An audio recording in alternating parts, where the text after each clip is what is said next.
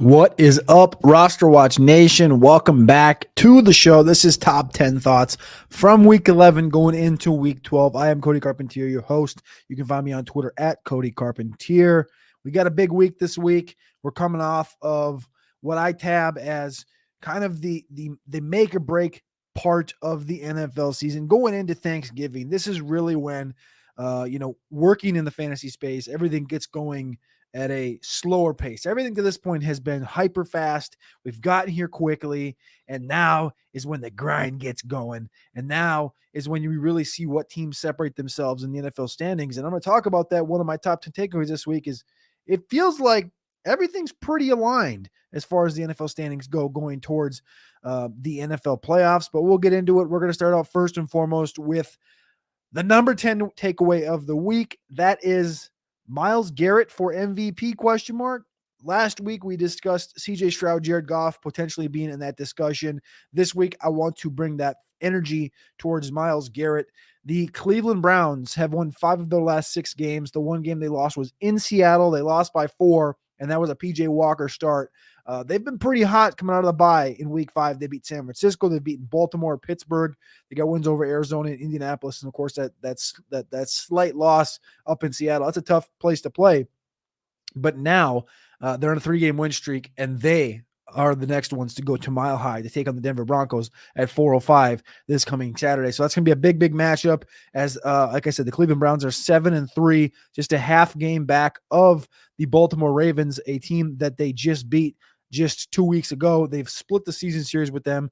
So we'll see what happens the remainder of the way. The only team that they have left to play in their division is the Cincinnati Bengals in Week 18. And as it sits right now, the Cleveland Browns are currently sitting in the number 5 seed, which is the best wild card team. Like I said, half game back of Baltimore, who's the number 2 seed. So it's a pretty crazy place to be for Dorian Thompson-Robinson, but the schedule is pretty nice for the Cleveland Browns. Broncos, Rams, Jags, Bears, Houston Texans. Not bad down the stretch. But my point more so is Myles Garrett. Myles Garrett has been a menace. He leads the league in sacks right now, and he has a 26.7% win rate this season, the best among anyone in the NFL. He has 14 sacks. The team is 7-3 on the season with wins against all 3 teams in the division, like I mentioned before, and the favorable schedule rest of season. Zadarius Smith is also 10th in the NFL in win rate, 17.7%. This defensive line, and quite frankly, the defense as a whole is really what's keeping Cleveland afloat week after week after week. Again, they gave up 3 to Cincinnati, 3 to Tennessee, 17 to San Francisco, 0 to Arizona, 10 to Pittsburgh. They have been susceptible to some big games where they allowed 31 to Baltimore, 38 to the Colts, and 28 to Baltimore once as well. But against the bad teams, they're beating the bad teams, and they do play a handful of mediocre teams down the stretch. So it looks like the Cleveland Browns are going to be a 10 or 11 win football team, and I think that a lot of that credit needs to be given to Myles Garrett on the defensive side of the football. Number 9, a team that is not performing quite to the level of the Cleveland Browns, and they were thought to have had a defense on that level because of, well, quite frankly, the talent that they have that they paid for, and this coach that came over from the Rams a few seasons ago, Brandon Staley. How is Brandon Staley still coaching? That's the number 9 thought of the week. Dun. We've been having this thought for a while now. 9-8, 10-7, and now he's 4-6. He's pacing to be quite literally 6-11. Not good.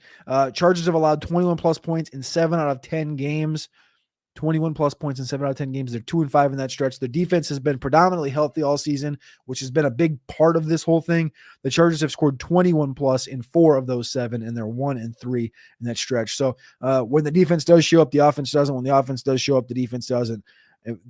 Bang, bang, back and forth. And it just feels like right now, Justin Herbert's getting wasted, right? Like I said, it just does not feel like this is going to be a happy ending in Los Angeles. I think Telesco and Brandon Staley are both the hottest of hot seats right now outside of Frank Reich in Carolina with Scott Fitterer. Again, also showing Quentin Johnston being predominantly looked at as a bust coming in. Massive drop. He had a 75-yard touchdown, a game winner dropped against the Green Bay Packers this past week. And those things can't happen. Those guys, like, you can visualize Mike Williams making that catch. You can visualize Zay Flowers making that catch. You can visualize Tank Dell, Jordan, all these other receivers that went out of that same range or later. for Tank Dell, making that catch. And Quentin Johnston quite simply had that problem in college. He was tied for 6th in NCAA last year with 8 drops. It was known that he was a guy that struggled catching the football, especially in those opportunities.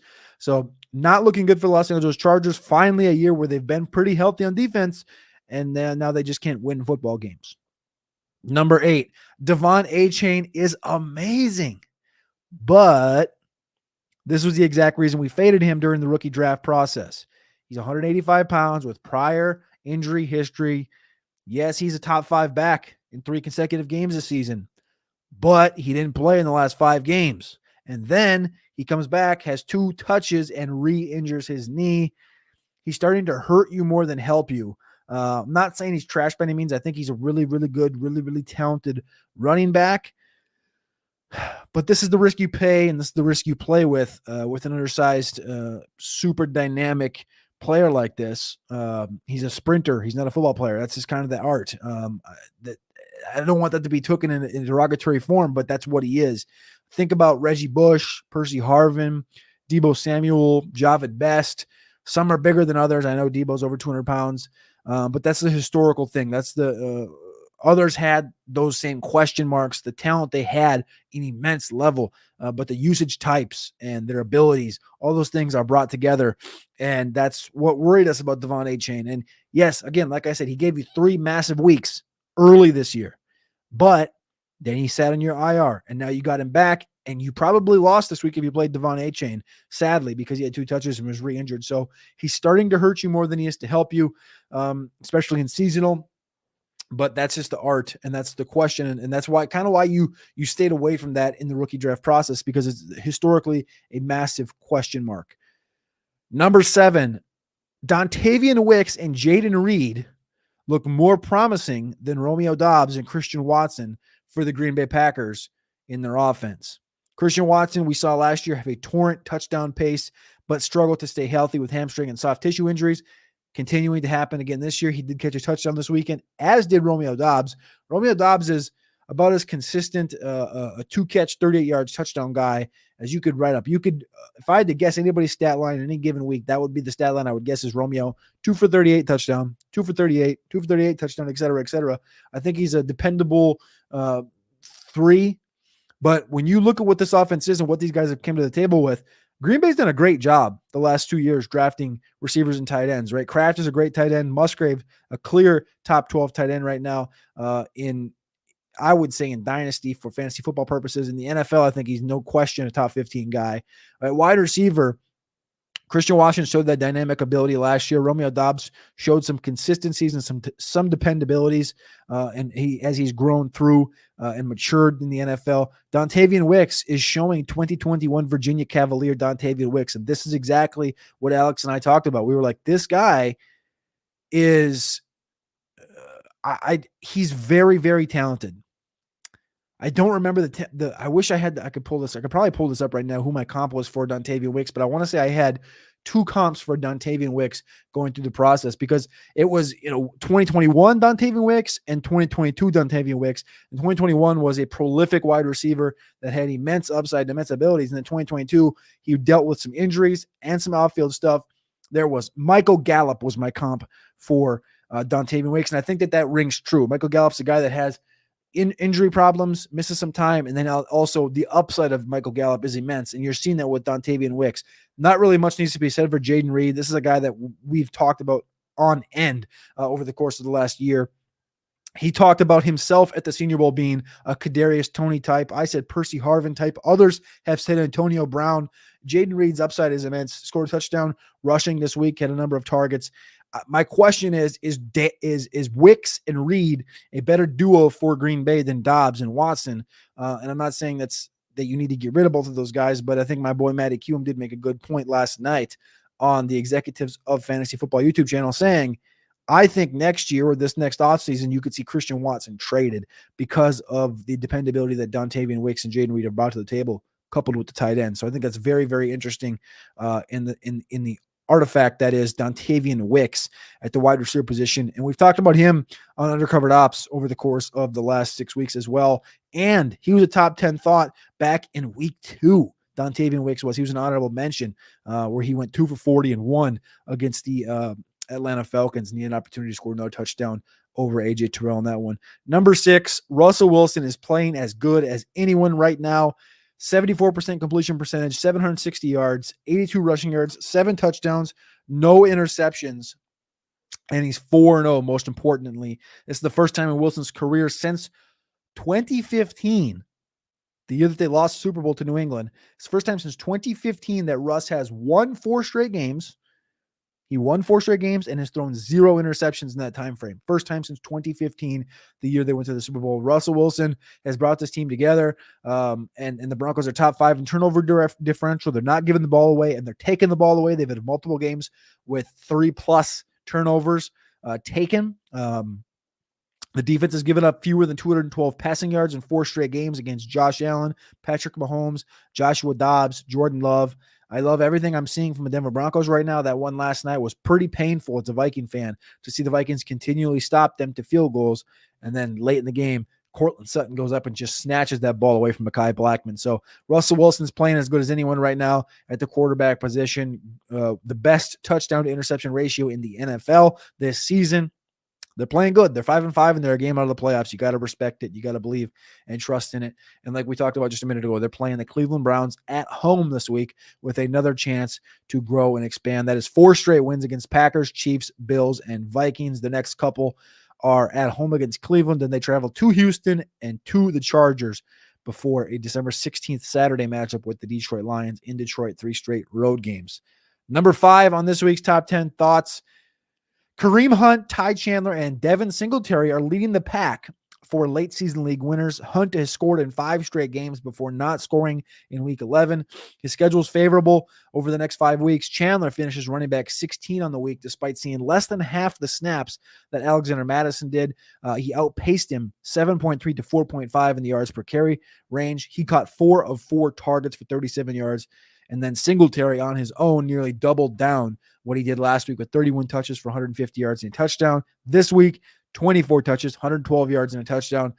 Last week's 150-yard performance and 31 touches was the most touches he's had in his career in a game, and the most yards he's had in his career in a game. This week, 112 yards, 24 touches, the second most touches in his career and the second most total yardage in his career. So Singletary is as good as he's ever been right now. I think he, Chandler, and then I think Kareem Hunt is in that next tier down for league winners. But these are guys you got to be playing, got to be trusting, because the offenses that they're in are starting to believe and trust in them as we go through the process of the next month, getting to the fantasy football playoffs. Again, appreciate you guys tapping in here on the Roster Watch YouTube channel, or if you're listening on podcast, please leave 5 stars, rate and review. If you are live on YouTube, please click like, and remember to subscribe because it is free. We're live 3 days a week in the season, and in the off season, you already know we ain't slowing down. We're going to be at the Senior Bowl. We're going to be at Pro Days. We're going to be at the Combine. We're going to be cooking on these rookie prospects. I cannot wait. Takeaway number 4. Quentin Johnston is who we said he was. We have to give Alex Dunlap all of the credit for this one. All of it. Nobody else gets credit for this other than Alex Dunlap. I know Quentin Johnston had 8 drops in 2022 at TCU, which was, of course, like I said, number 6 in all of college football. Zay Flowers was also up there in that range, but Zay Flowers did not have problems in gym shorts in a pro day. At the pro day, this was a tweet from Alex Dunlap while he was at the pro day back in March. Quentin Johnston has had some drops today in his workout, but by far the 2 worst have been on consecutive accurate deep balls from quarterback Max Duggan. Both went right through his hands. Alex Dunlap went to the pro day and warned us and said just that. That was the biggest takeaway. Not even a question. As soon as that happened, we had red flags gifted right to Quentin Johnston. And then we come through the season and we've seen him struggle catching the football in other games. And now the opportunity was right there. And I said it on Sunday morning show, the Starter Sit show on RosterWatch's YouTube channel. I said, if this week is not the week, no Palmer, no Williams, no Gerald Everett, no Jalen Guyton, If this isn't the week that Quentin Johnston has 7, 8, 9 targets and has 50 plus yards, 60 plus yards, it will not happen. And again, you saw Keenan Allen have 16 targets. He did drop a couple that hit him right in the face and right in the chest, which is not good by any means. I'm not going to tell that. But Keenan Allen came back and caught the football, went over 100, and helped the team get in a chance to win. Quentin Johnston had a 75-yarder go directly through his hands, a la Troy Williamson from back with the Minnesota Vikings. Again, first-round pick 2005, for Troy Williamson. So Quentin Johnston is who Alex Dunlap warned us he was at that pro day up in Fort Worth. The number 3 thought from this week, Hollywood Brown's lack of targets leaves me befuddled.